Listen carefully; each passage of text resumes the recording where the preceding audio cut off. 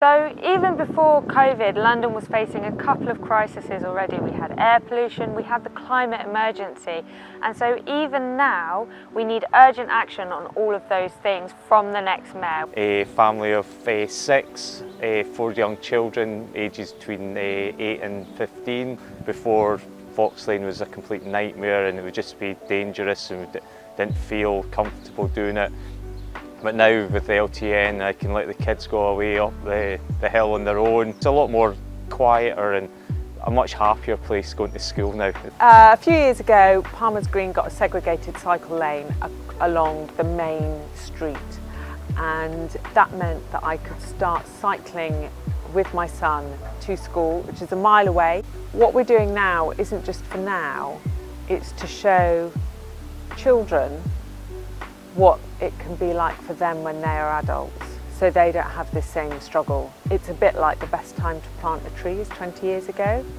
So the best time to build the cycling infrastructure for adults when they're old, for children when they're older, is now. For us specifically, it's one of the exercises we can do together. Last year, for example, I had to look after her a lot more because schools were closed, carers couldn't come. So what did we do? We actually went out cycling every day. But I can see that like other people wouldn't do the same thing. If I ask my wife to go to a short ride across Southgate Town Centre, she will not do that on the bicycle. I wouldn't trust a child on that road. I wouldn't trust my wife. And that leaves out so many people who could otherwise use the bicycle for short runs. As a global society, need to start changing our behaviour. And in a lot of cases, that also needs to be enabled.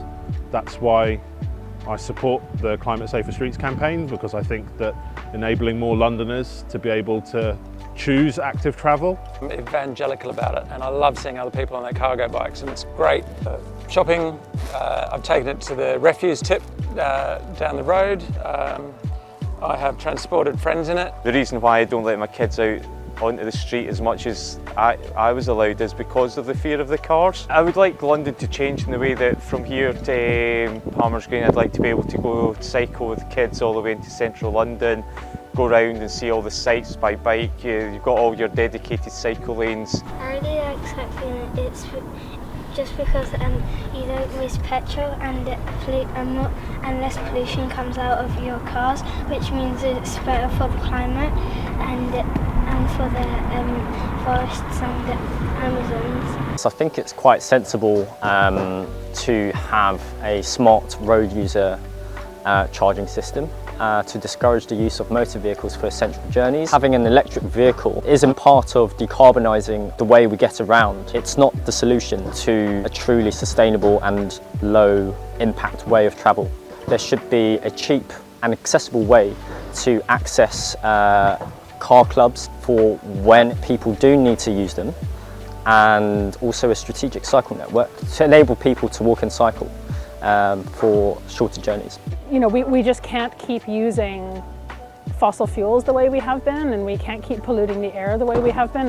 It's never more apparent than when you're on a bicycle and you're breathing those fumes in. There are good government targets, like the government has a net zero climate target, but at the moment it's just a target. There's no point in a target without the policies in place. Politicians at every single level need to start taking responsibility and making difficult decisions. Making it easy for the boroughs, the local councils to address these issues we've got is one of the key things that the Mayor can and should do.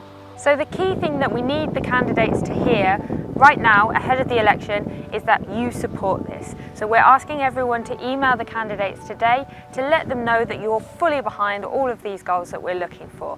The more people they hear from, the more pressure there is and the more likely they are to sign up. And that means a better future for London and a low carbon future for London.